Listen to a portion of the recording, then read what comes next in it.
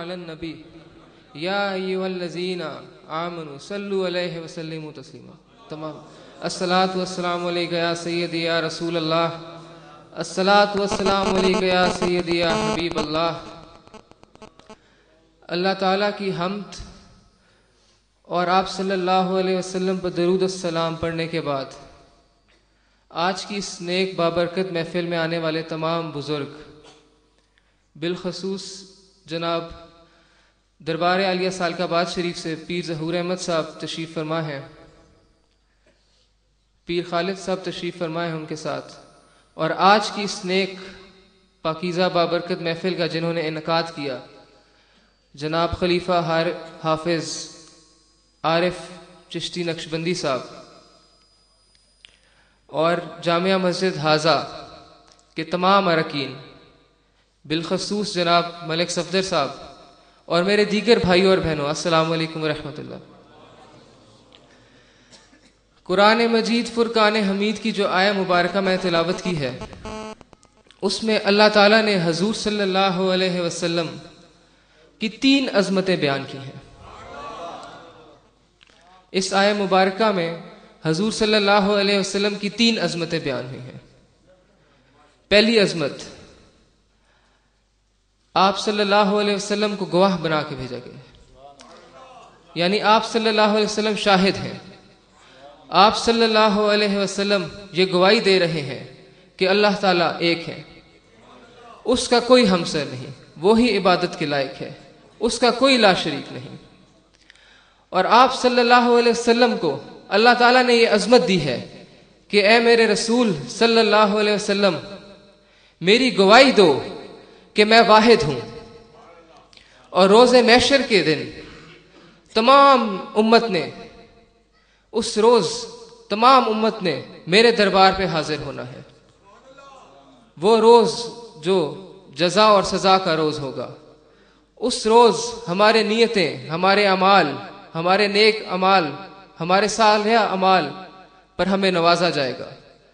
تو آپ صلی اللہ علیہ وسلم اللہ تعالیٰ کی گواہی دے رہے ہیں. دوسری عظمت جو آپ صلی اللہ علیہ وسلم کی اس آیہ مبارکہ میں بیان ہوئی ہے، آپ صلی اللہ علیہ وسلم مبشر ہیں، یعنی اے رسول صلی اللہ علیہ وسلم، آپ ان تمام امت کے لیے خوشخبری سنا دو. آپ خوشخبری سنانے والا بنا کر بھیجے گئے ہیں. کیا خوشخبری سنانے والے بنا کے بھیجے گئے ہیں؟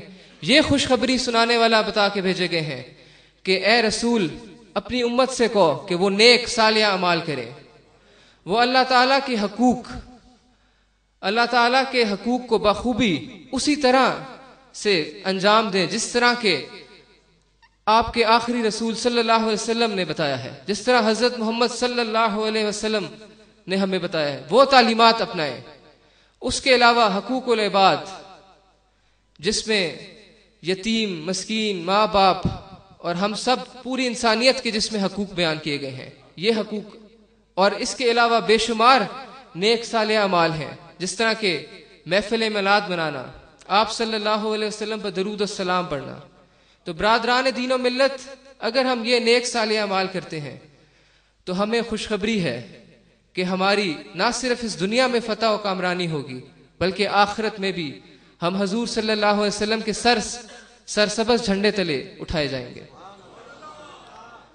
برادران دین و ملت، تیسری عظمت، تیسری شان جو آپ صلی اللہ علیہ وسلم کی اس آیت مبارکہ میں بیان کی گئی ہے، وہ نذیر کی ہے.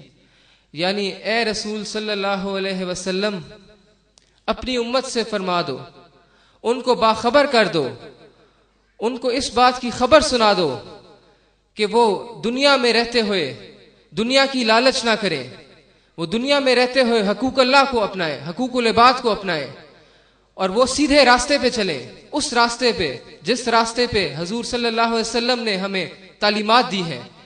ان راستوں پہ چلیں جو کہ قرآن مجید فرقان حمید میں لکھے ہوئے ہیں.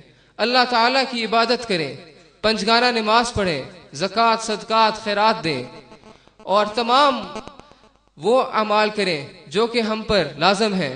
جو اعمال نیک صالح اعمال کرنے سے نہ صرف ہماری دنیا بلکہ ہماری آخرت بھی سنور جائے۔